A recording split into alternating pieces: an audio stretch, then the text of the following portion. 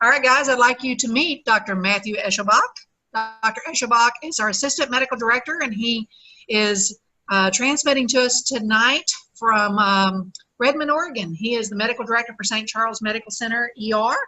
And like I said, he's our Assistant Medical Director and helps us out once or twice a month by coming in and doing these lectures to help you guys so that you can put some things together. It's a good opportunity for you to be able to ask questions of the doc. And even at the end of the presentation, you know, usually they're really good about spending a few minutes if you have some issues real quick that are not long drawn out answers of something that you'd really like to know as relation to your coursework, learning and what you're learning, then usually they can throw some insight for you or tell you where you can get the information that you need. So that having been said, and again, I apologize for the delay, I'm going to mute my microphone and let Dr. Eschelbach take this over. All right. Thank you, Jane. All right, guys. So we're going to dumb it down a little bit today. And what do I mean by that? Well, I'm going to introduce you to the way that we think about trauma from a physician's point of view. You have had or will have PHTLS, pre-hospital trauma life support. And it is not distinctly different, but it's a different way of thinking for medicine in the ER. So what I'm going to do is quickly go over the two primary aspects, the first golden hour of trauma management. And of course, for trauma, the golden hour is getting that patient to the appropriate trauma center, whether it's the nearest trauma center or the highest level trauma center in an area, and getting them to the hospital as soon as possible in a manner that is quick as possible for you. Now, keep in mind that you guys are going to have to be using the jaws of life. You're going to have to go under rough areas. You're going to have to go into inclement weather on a highway. So the hour that you might spend getting to a patient, treating a patient, is still part of the golden hour, but the golden hour in all reality begins at time zero when that patient lands at the hospital. So I'm going to have a discussion tonight about how physicians in the emergency department approach advanced trauma life support. And by understanding how physicians are trained and how physicians think, you might better understand the ways that you've been asked to handle a patient and why you might be asked to transfer a patient to a trauma center 30 miles away as opposed to the one that's 5 miles away. All right, so we'll go through that. Can you hear me? You're going to be okay. Clippers. No, Clippers.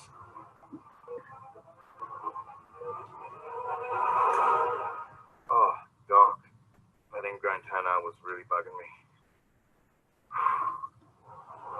Here. Clear a nose. It's all blocked up. Pad. Paddles.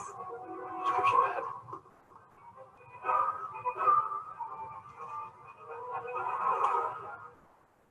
Emergency departments are for one thing only. Emergencies.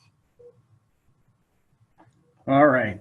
So that's for our friends down south in Australia and New Zealand, to a tough time this week for them.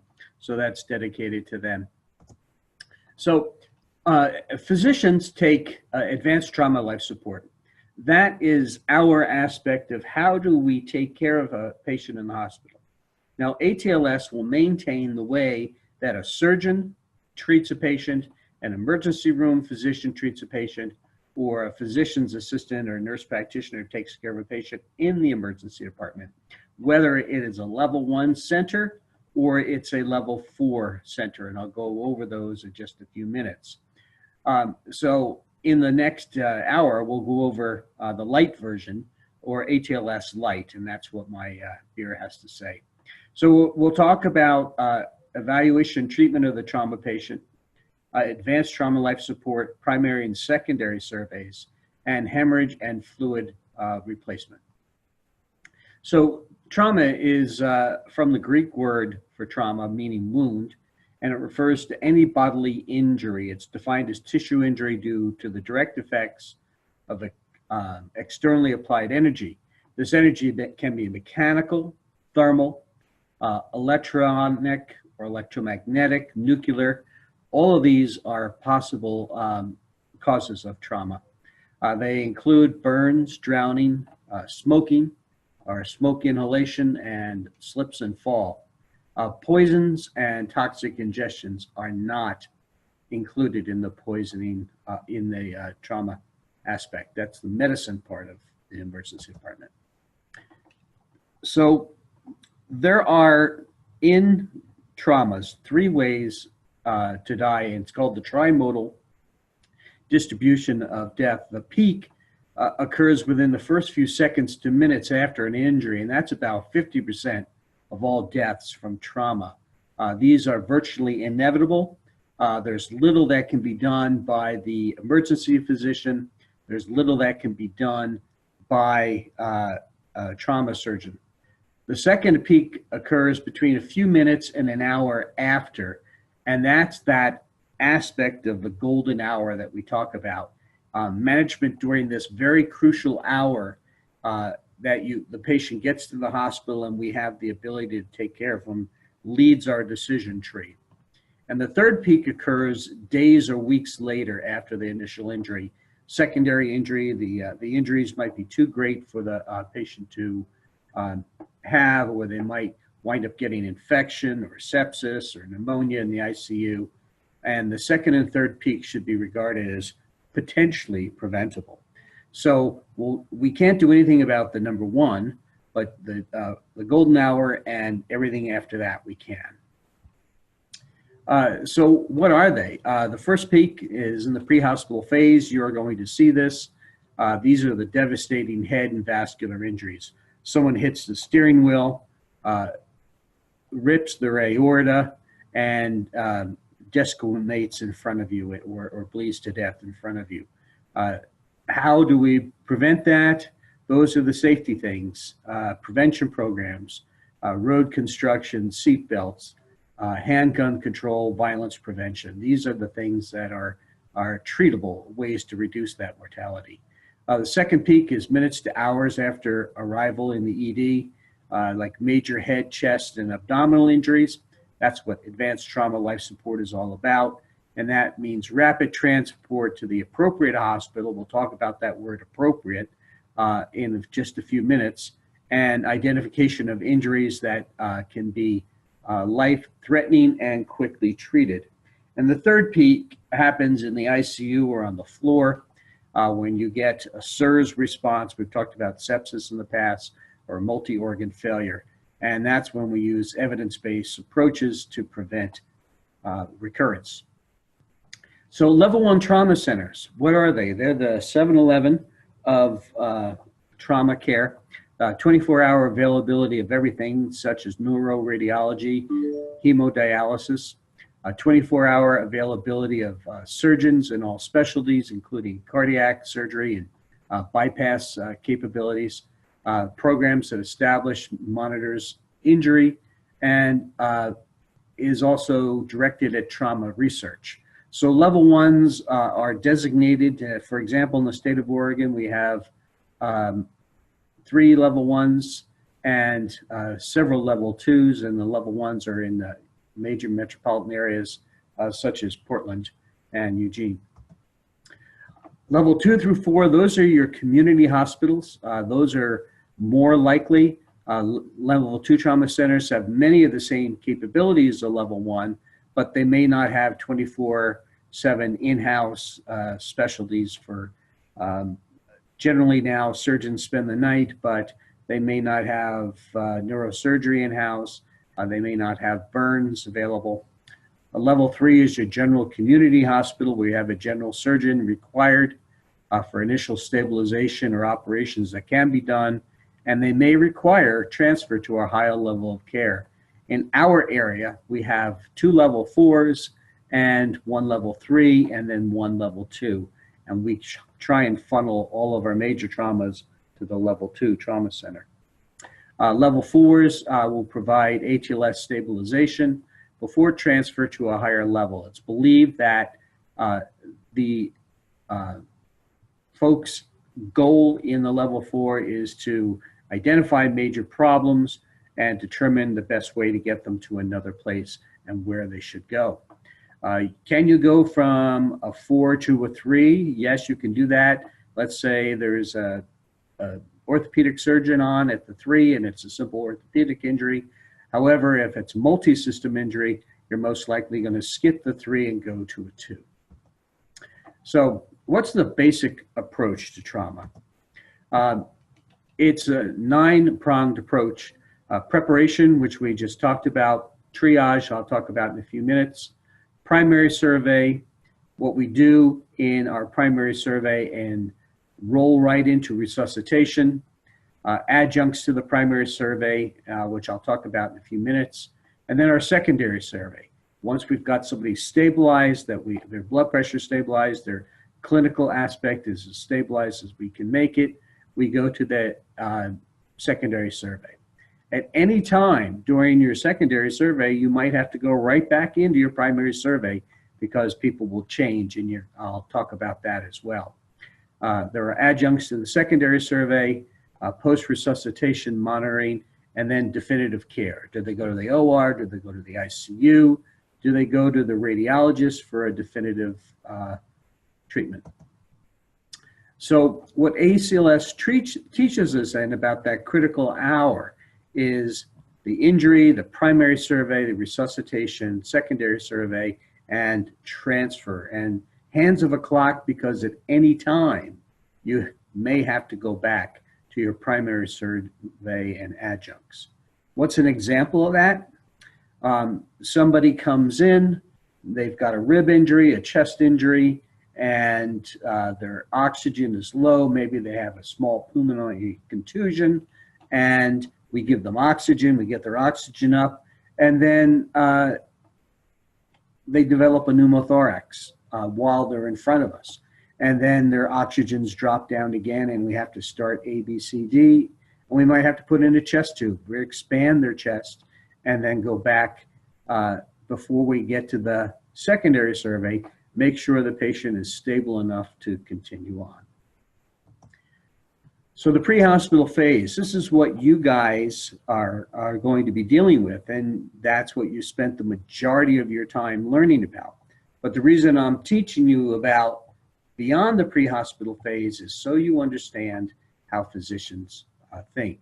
So during the pre-hospital phase, there should be emphasis placed on airway maintenance, control of external bleeding and shock, immobilization of the patient, whether it's spinal immobilization or a fracture, and immediate transport to the closest appropriate facility, and the minimization of scene time. And we'll talk about that transport and appropriate facility in just a minute. And this is it. Here's the algorithm, and I promise I'll bring this blue area here highlighted a little bit closer in the next slide. But what you're going to see is if somebody meets criteria for major trauma, and they're defined in this blue block, then they should probably go to the left side of the equation and go to the nearest trauma center. But if you don't find any major signs of trauma, then you have to go on to your secondary and then start looking at other mechanisms of injury. And that's that pink box you see on the right. Those injuries might be ejection from the vehicle, motorcycle impact may be greater than 30 miles an hour, a fall from a height, struck on a head by falling objects that are heavy, greater than 3 meters, explosion, high-speed crashes, fatality in the same vehicle, pedestrian impact, and prolonged extrication. All of these things meet the mechanism of injury that might shift you over to a triage to a trauma center. If you've satisfied that, and the age is less than 55, there's no pregnancy involved, and there's no underlying significant injury, then probably you can continue on to your level 3 or 4 and wait for the physician to stabilize the patient and then get going. So here are those automatic, these are the things that will make you say the mechanism of injury or the trauma criteria are such that you need to get them to the highest level of care available. Now, for some of you that might be flying a patient, you might have to get called. You might be a first responder, called to the scene, and you can quickly assess the scene that you've got 2 patients that are going to need to go to a local level 4, but the driver perhaps is critical and needs to go to a trauma center. And that would be vital signs that are unstable, like a respiratory status of less than 8 or greater than 20, hypotension less than 100 millimeters of mercury, a pulse of less than 50 or greater than 100. Now, that in and of itself is not an absolute, but it should, all these things together should start going together. If they have a GCS of less than 13, then you're going to start thinking, well, what's going on? And then oxygen saturations that are low. And then you get these major trauma injuries, like penetrating injury, blunt injuries that are significant, like the head, chest, abdomen, or groin, and specific injuries like limb amputations, suspected spinal cord injury. All of these things are possibilities that you might want to get this patient to a trauma center. A fractured pelvis might be an indication to get somebody to a trauma center as soon as possible. All right, how do we do this? What are the particulars about getting there? The particulars about getting there are pretty easy. Number one is the pre-hospital phase. That's your job. The receiving hospital is notified first.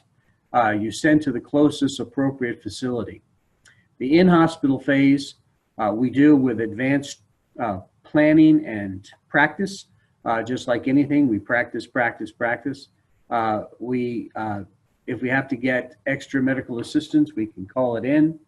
We have to have transfer agreements in places so that we know that if we need to transfer somebody, we can.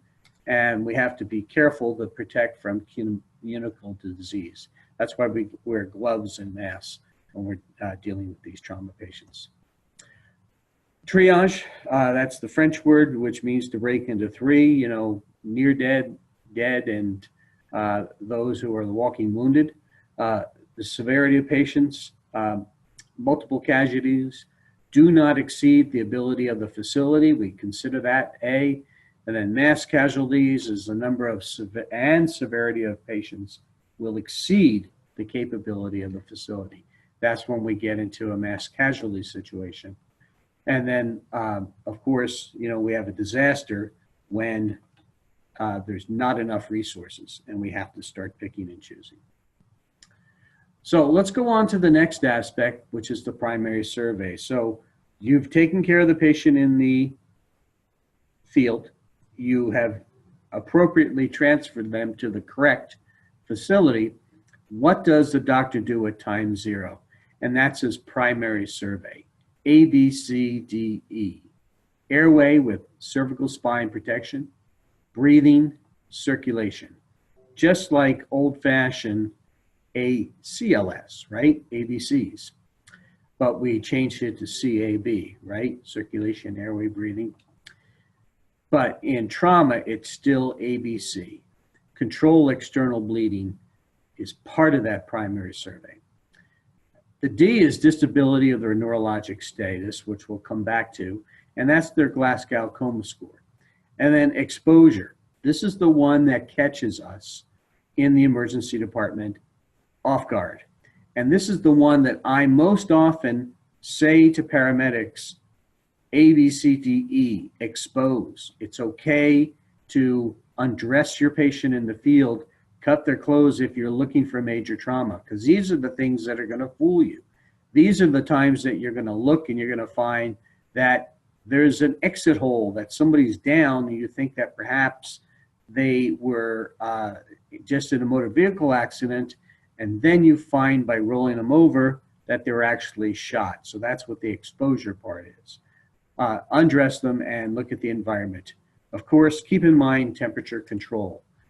The best way to say that is if you're uncomfortable, if you're hot, the patient is probably okay.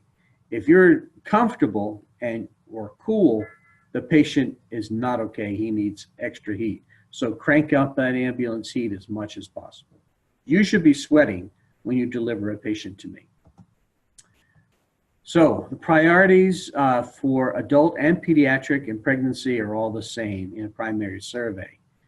And during the primary survey, life-threatening conditions are identified and management is instituted simultaneously. So someone has no breath sounds on the left-hand side, and I put in a chest tube, ABC. There we go. That's my treatment and my observation at the same time are taken care of.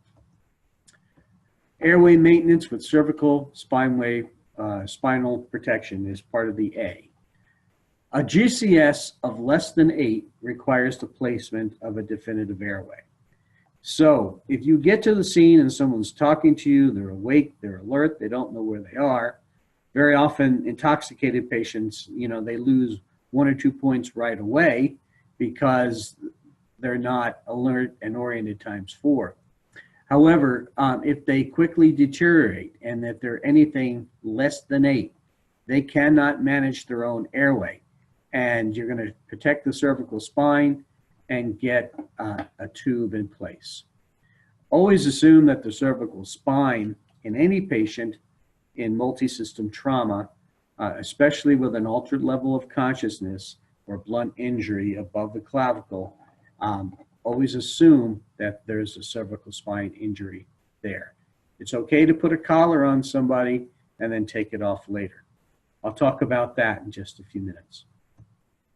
Well, I'll talk about that right now. All right, there is something called nexus criteria. In the old days, paramedics, before they had clinical observation of C-spine in the field or the clinical observation and placement of a collar in the field, everybody who was in an accident got a C-collar. This was really quite unnecessary. And they finally did a study about 20 years ago. And that study was called the Nexus study. And Nexus stood for National Emergency X-Radiography Utilization Study. And they came up with these clearing of the C-spine. Now, keep in mind that in the emergency department, we can clinically clear the C-spine. In your protocols, what you have is selective immobilization of the C-spine. So you might be going by very similar criteria. However, mine lets me take a collar off and not do an x-ray. Yours, you assess whether or not a collar needs to go on. And they're based on the same physical findings. If they're low risk criteria, such as no posterior midline tenderness, there's no evidence of intoxication, you have a normal level of alertness and no intoxication, you have no focal neurologic deficit and no painful distracting injury, that means I don't need to do an x-ray. Now, very often, this distracting injury is up for debate. What is a distracting injury? Well, for some people, a distracting injury, you've seen them, you've taken care of them, is a hangnail. Somebody tears their hangnail off and they're screaming. Other people will be somnolent and quiet if they have a fractured femur. So that distracting injury is a tough one. Lo and behold, a few years later, the Canadians kind of looked at this and they decided they've had socialized medicine years longer than we have, and they'll decide whether or not they're going to pay for a study to be done. So what they did is they added a few things. They added age greater than 65, puts them at higher risk. And they talk about a dangerous mechanism of injury, which we kind of talked about already, the high speeds, etc. And then they've got the same nexus criteria here: absence of midline tenderness, delayed onset of neck pain, etc. But what they did add is this person going to rotate their head 45 degrees to the right and to the left. Now, if you have a broken neck, you will not move your neck. You will know, because of the pain, that it's not good to look over your left shoulder or your right shoulder. If you've got a fracture, your body will say, don't do that. Now, if you're intoxicated, that's different. And that goes back to the rule up here that you've got intoxication. So the Canadians claim that their rule is more sensitive, and the Nexus authors and the Canadian authors argue about 98% versus 99% efficiency of their survey. So let's go on to AB, breathing and ventilation. Airway patency does not assure adequate ventilation, but all trauma victims get oxygen. This is the easiest thing in the world. What's your name? Can you talk? If you can talk and if you can phonate over an injury, chances are that your airway is patent. So when you get to the breathing part, everybody gets oxygen, but can you talk to me? What's going on? What's your name? And that you're getting that for their Glasgow Coma Scale at the same time that you're essentially looking at their breathing. C is circulation and hemorrhage control. We'll talk about blood replacement in a few minutes, but you're going to look at the volume and cardiac output as a monitor of their level of consciousness. You're going to look at their skin color, and you're going to feel their pulse. If somebody is ashen or cyanotic, there's a problem, right? So circulation is not going well. We have to figure out if that cyanosis is from AB, airway breathing, or is that cyanosis because they're hemorrhaging in their liver or in their spleen. This also has to do with bleeding. During the primary survey, external bleeding is identified and controlled. You guys most likely will have already put a tourniquet in place if there's severe bleeding, or you will have put pressure on a wound and dressed a wound. So most of the time, it's just a matter of me finding and reevaluating what you've already done.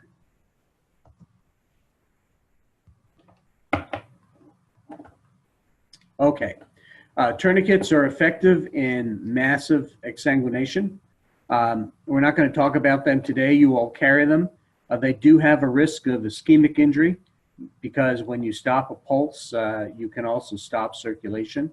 And they should only be used when direct pressure is not effective. ABCD, neurologic evaluation. A simple mnemonic helps to describe a level of conscious. Are they alert? AVPU, all right. Are they alert? Is there a response to verbal stimuli? So, John, are you okay? Can he respond to you? If they can't respond to you with vocal stimuli, their eyes open and close, this painful stimuli, a sternal rub, a rub in their sternum with your knuckles, does that evoke a response? Or are they unresponsive to all stimuli? And we'll put that information together and combine it with our Glasgow Coma Scale. And here's our GCS. Verbally, the best response that you can have is a 15. The chair you're sitting on right now is a 3. So keep that in mind. So are they oriented? Do they know where they are? Or are they just a little confused and inappropriate words? And then just grunting. You know, if they're grunting, they're already just grunting. They're already down to a 12 or so, right? Do they obey you? You know, lift your hand, move your arms.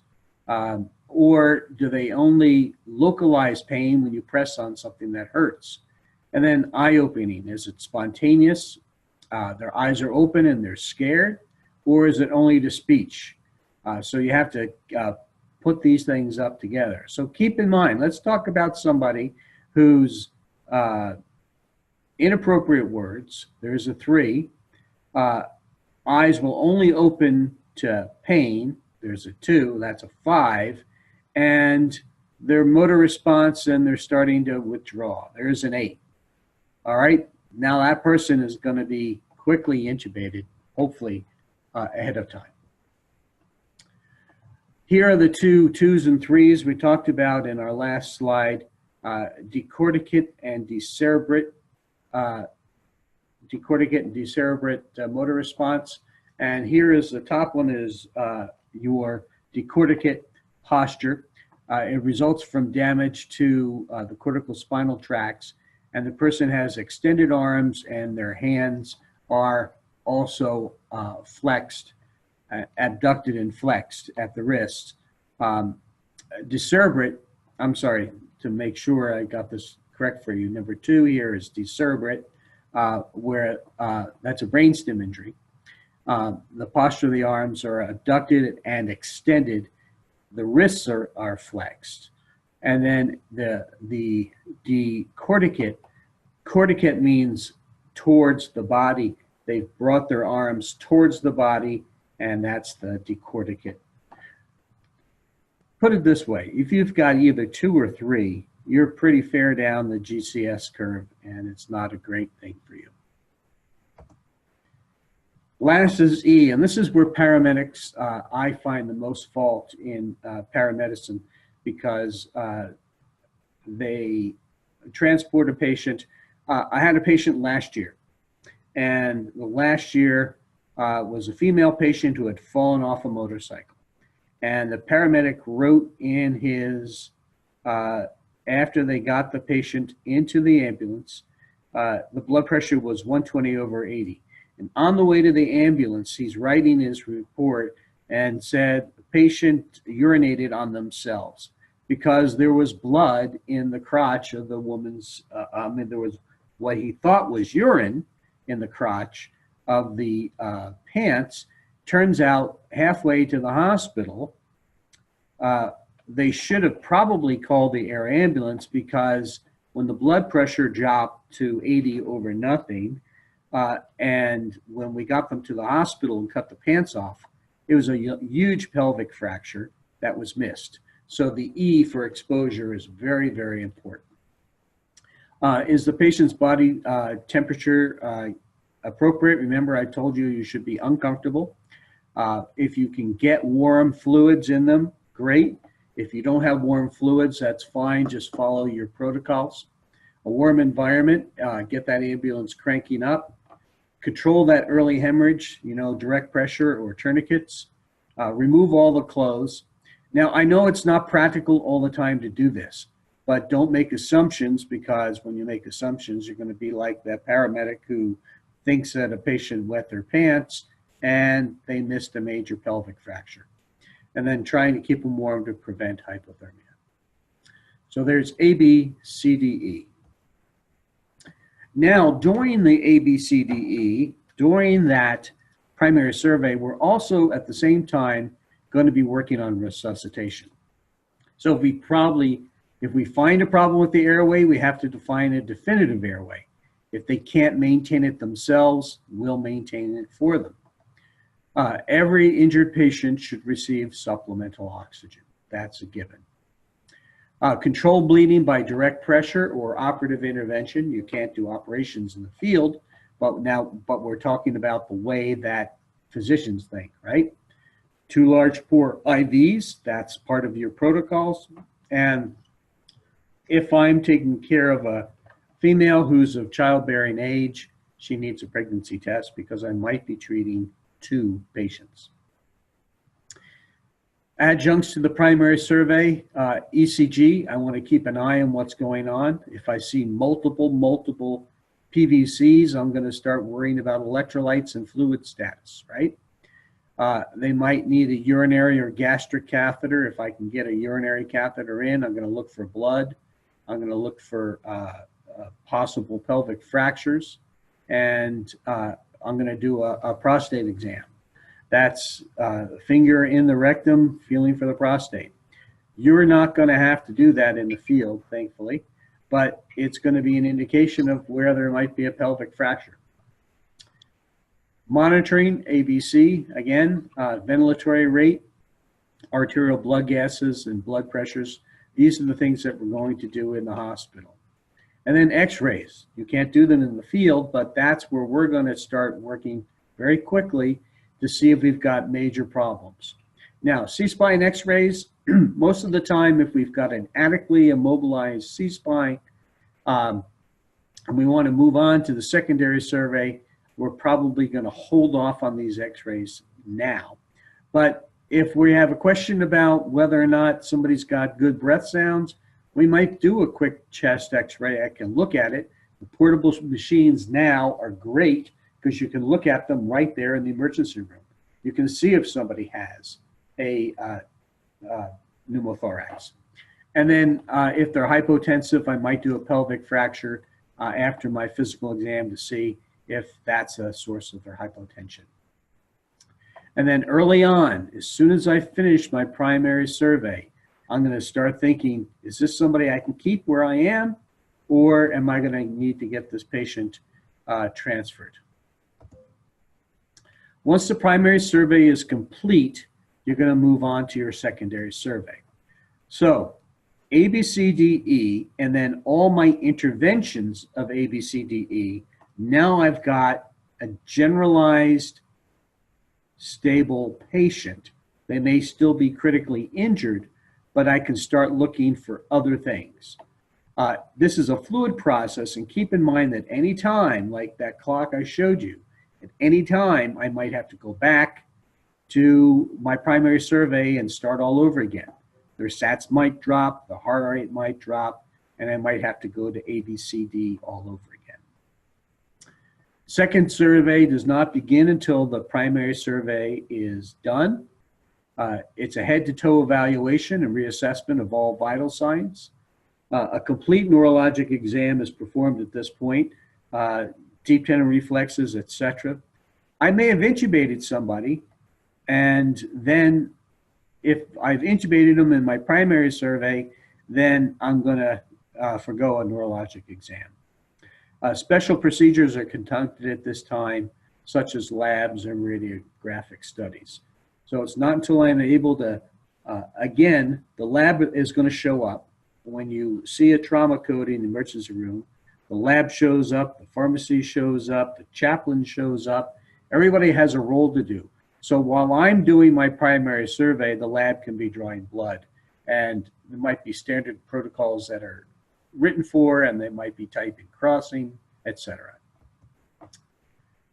Best I can, if a patient's able to give it to me, get a history. The ample history is important. Do they have any allergies? Are they currently taking medications? It's important for me to know whether or not they're on Coumadin, for example, or they're on Plavix, or they're on Eliquis, or something like that. If they are, minor trauma can lead to major bleeding in these patients. Do they have any past illnesses? Are they pregnant? When was their last meal? They're going to want to know that, because if they need to go to the operating room, they might, if they're stable, delay it a few hours, or if they're unstable, they want to know, because when I intubate this patient, if they need to be intubated, they want to know if they're going to have an empty stomach. And what are the events that related to the injury? That's important to know, because I might have somebody who fell 30 feet. Well, why did they fall 30 feet? They fell 30 feet because they got electrocuted. So I'm going to look for other injuries, not only to the torso and the bones, but I might worry about heart-related issues in that patient. A quick physical exam of the head, visual acuity, pupillary size. Are there hemorrhaging in the eyes? Do they have penetrating injuries to the head or the eyes? If they have contact lenses in, I'm going to try and take them out. Do they have a dislocation of their lens in their eye? Are their ocular movements okay? Can they follow my finger? This word entrapment happens, and they might have a facial bone fracture and they're not able to look up to the right.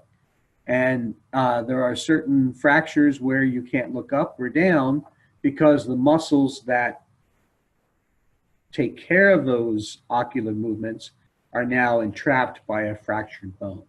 So all these are possible. I'm going to feel their face. I'm going to feel their C-spine again. I'm going to feel their chest.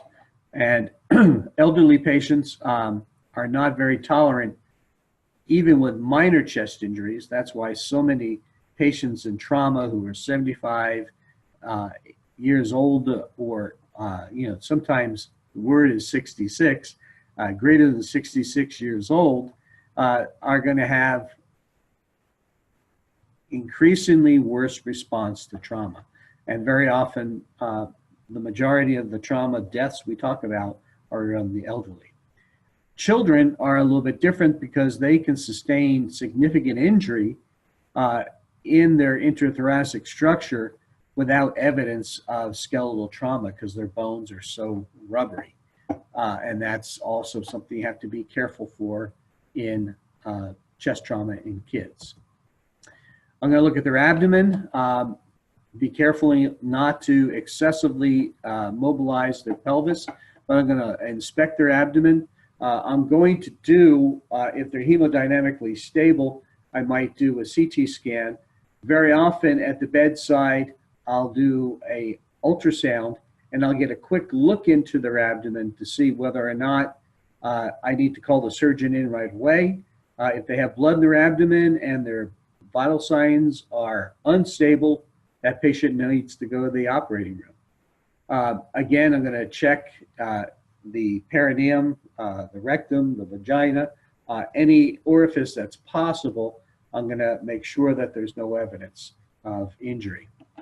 Musculoskeletal, I'm going to put my hands up and down their arms and their legs and look for any other trauma.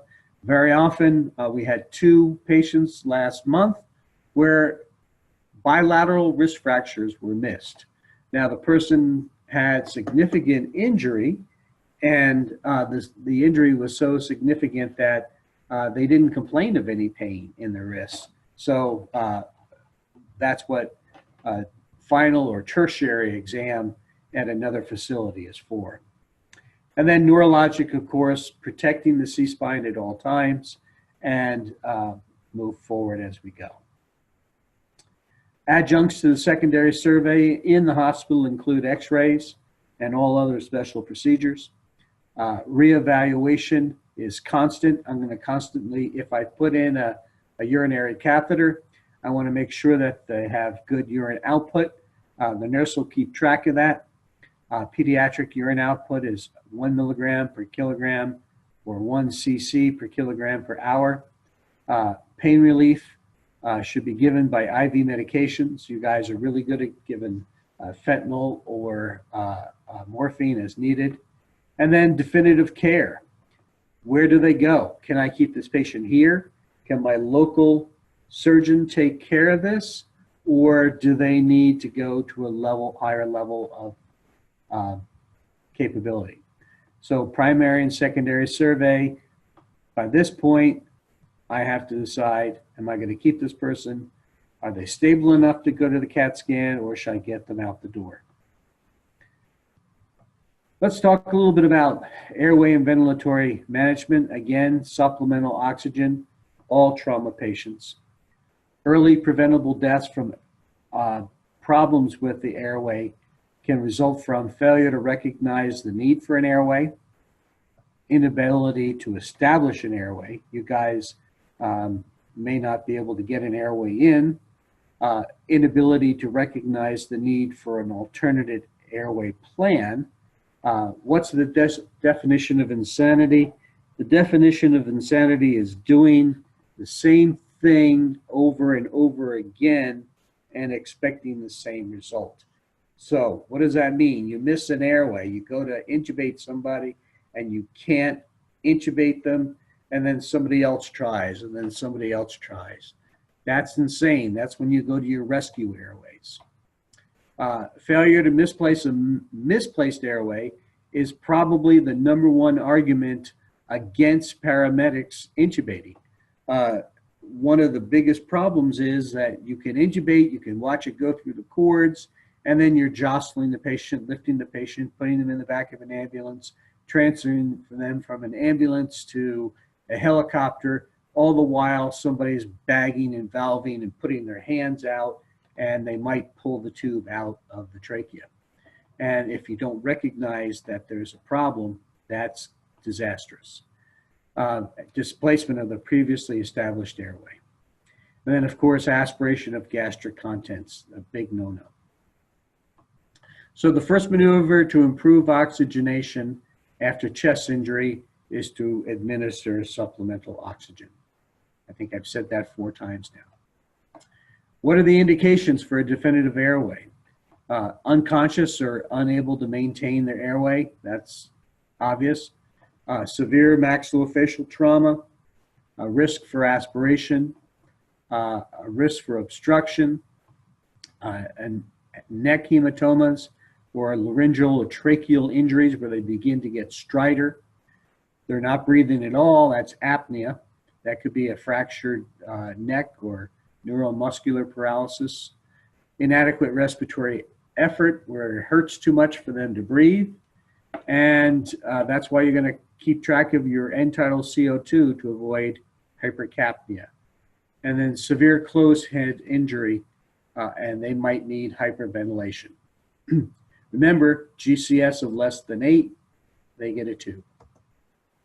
So when considering the ABCs of trauma airway, the airway should be protected in all patients and secured when there is a potential for airway compromise. A definitive airway, such as intubation, should be established if there is any doubt about the patient's ability to maintain their own airway integrity. How are we going to do it? Several ways. Direct intratracheal intubation, whether this is with a glide scope or the old-fashioned direct visualization. Very often you guys use King tubes or LMAs. These are ways that are not protecting against gastric content. If you look here, for example, with an LMA, it's designed to go in the esophagus. These people can vomit, and if they vomit, it can go into the airway. The King tube, single lumen, and one is designed to go in the distal esophagus, and the other tube is designed to blow up in their hypopharynx, and by force of pressure, you're going to help that patient breathe. We see a lot of these used by paramedics when they fail at intubation in the field. So in the field, most paramedics will have 1, 2 chances to get a tube in, and if they do not get it in within 2 tries, they're supposed to go to an alternate airway. Nasotracheal intubation, not very often used by paramedics anymore.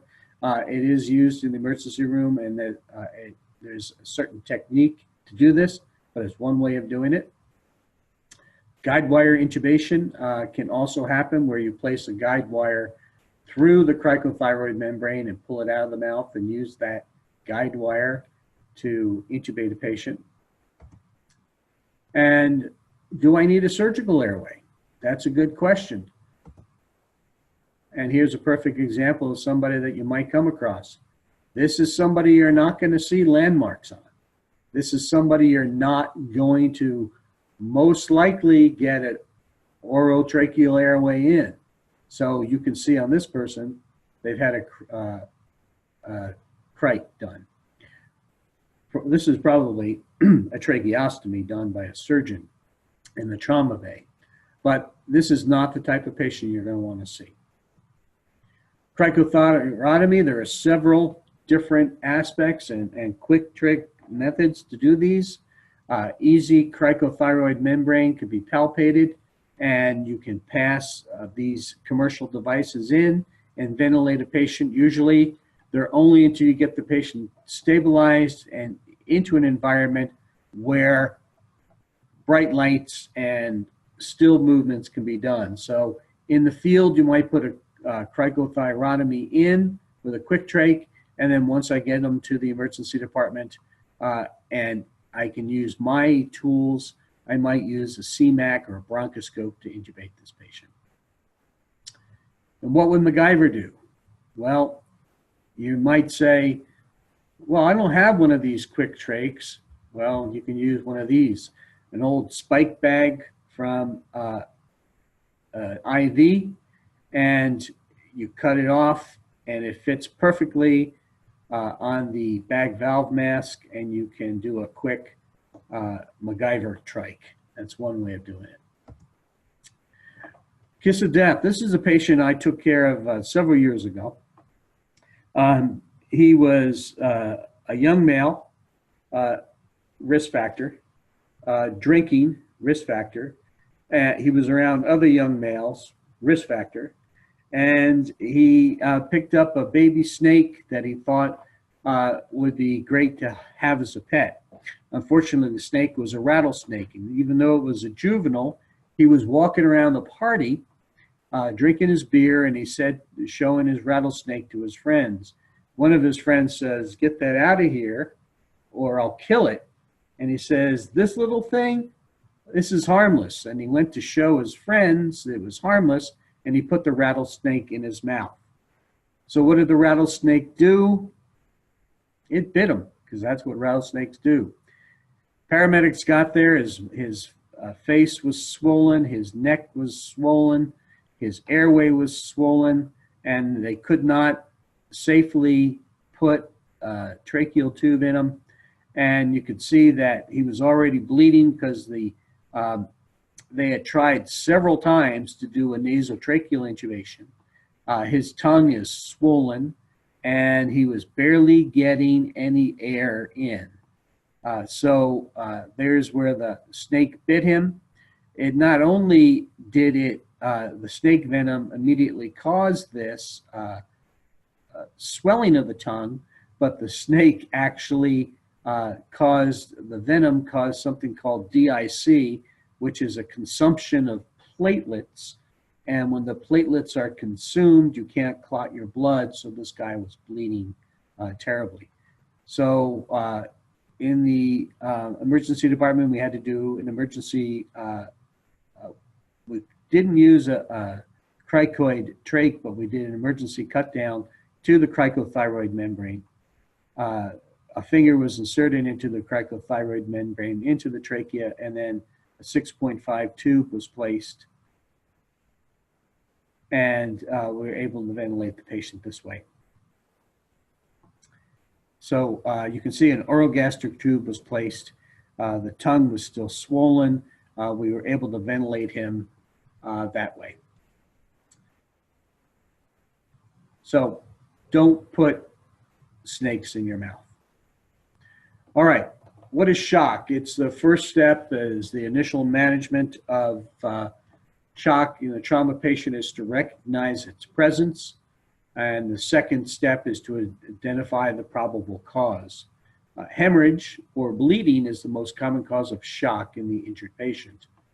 The diagnosis of shock must include evidence of inadequate organ perfusion. This is a chart that needs to be memorized by emergency physicians and medical students that goes over the 4 areas of blood loss, class 1, 2, 3, and 4. And you'll see as the blood loss goes up, the class gets larger, percentage of volume loss 15, 20, 30%. And you can see that you can move up to 30% and still just replace it with crystalloid. Once you get to a class 3 and 30 to 40% of blood loss, then you have to have blood. And of course, class 4, these people need blood as well. Initial fluid therapy for adults, ATLS still recommends 1 to 2 liters of bolus to keep their fluid up. We have just added in our armamentarium in our protocol something called TXA, tranexamic acid, which we'll give to somebody if they have a blood pressure less than 100 or less than 90, and there's signs of blood loss. We give TXA, which will prevent further bleeding. All right, I'm going to skip that because that just talked about fluid therapy. So, sorry, we're over at the end, and that's how a physician approaches the golden hour. Primary survey, secondary survey, keep that patient, get that patient out of here. So, questions? Thomas Payne asked, what should we do when our local hospitals reach capacity in the event of an MCI? Well, that's a good question. So during an MCI, local hospital has got, they've reached capacity. There should also be in your mass casualty plan a way to take care of the walking wounded. A clinic should be open, one next to the hospital, should be declared, and also ancillary staff needs to be called in a disaster situation. Now, when that happens, it's very important to have a disaster plan. In our area, for example, Central Oregon, which is probably the size of some eastern states, we have 4 hospitals, and the disaster plan will call for transporting to the smaller hospitals those people who are not needing immediate surgical intervention in the class 2 or class 3 hospital we have here. So your trauma plan, your mass disaster plan, should spell that out. There should be clinics in the area that are open to taking care of the walking wounded. Every year we have somebody who's taken to a clinic when we practice these, and we do these practice. We always have somebody taken to the clinic, and then they go from, a green to a red. Somebody's spleen ruptures or something like that. So we always practice that as well. So that the patient who's brought to the clinic for maybe some minor lacerations all of a sudden becomes unresponsive, and it's up to the clinic doctors to figure out, I need to get this person across the street as soon as possible. So your disaster plan will tell you what to do. Got it. Thank you. You're welcome. Okay, and he also asked, what is your opinion on using soft collars? I don't like soft collars. Soft collars do really nothing. If it's the only thing you have, fine. But hard collars are really designed to prevent the neck from moving. Soft collars, you can still look to the right, you can still look to the left, you can look up, you can look down. A properly fitting cervical collar will prevent a fracture that has the potential of injuring the spinal cord from going into a spinal cord injury. So soft collars will not do that. I don't send people home with soft collars from the emergency department. If their neck is clear, they're going to have sore muscles. I tell them that. I think soft collars are a waste of time. And Scott, I'm sorry we didn't see your question. Obviously yours was one that was while Dr. Eschelbach was talking, and I didn't want to break his stride there, but do you have any other questions for Dr. Eschelbach? You can unmute your mic for a moment if you'd like, Scott.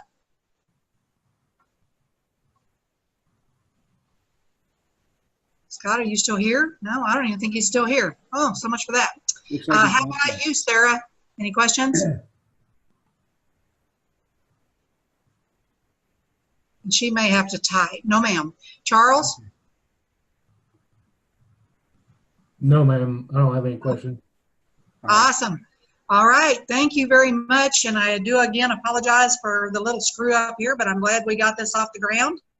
We'll get some more dates posted. I'm waiting on Dr. Frame to give me his dates now that he's back from vacation. And Dr. Eschelbach, I'm sure, will be shooting me some dates for April. So we'll get those posted as soon as I have them. All right. Thank you, Jane. Thank you, everybody.